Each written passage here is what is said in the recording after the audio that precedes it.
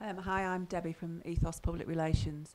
I'm sure I watched, as I'm sure a lot of people watched, that documentary recently on Strange Ways. Yep. And the thing that struck me was that practically at least 50% of the people we saw on that programme had mental health issues. Massive. And you were saying about things changing, but it's almost like a two-pronged attack, isn't it? Because where are these people with these issues going to go?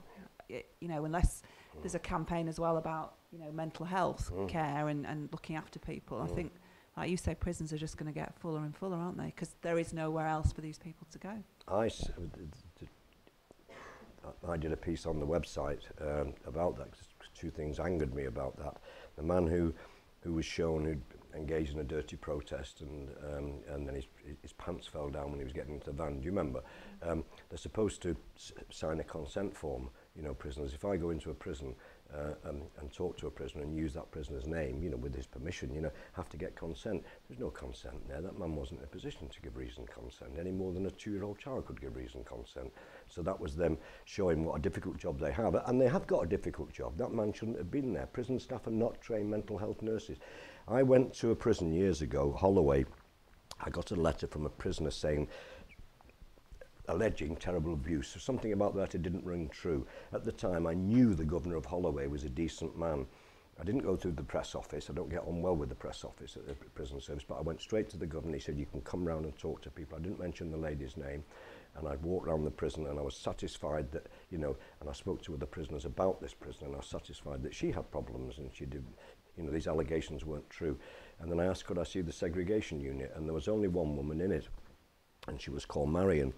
And she was on 24 watch, hour watch. In other words, officers sat outside her door 24 hours a day with the hatch open because she'd self-harmed and harmed other people. And she was waiting to be sectioned, but she'd been there 3 months.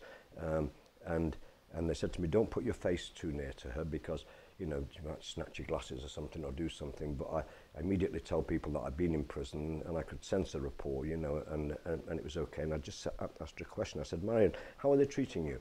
And the officer had moved away and she said, I'm being raped and tortured on a daily basis. And then I mentioned something else, and a couple of minutes later I asked the same question, Marion, how they're treating you?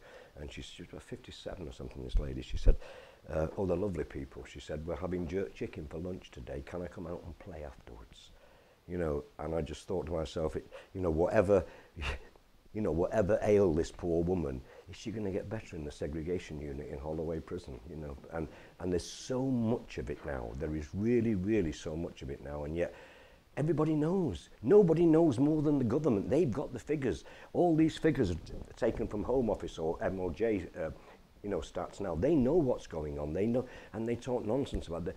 I think it was John Reid when he was Home Secretary. He said, I'm going to get rid of or solve the mental health problem and build more prisons. They were talking about building the Titan prisons then. And I wrote a piece saying, hang on, if you solve the mental health problem, he wouldn't have to build another prison because immediately you'd free up 20 or 30,000 places.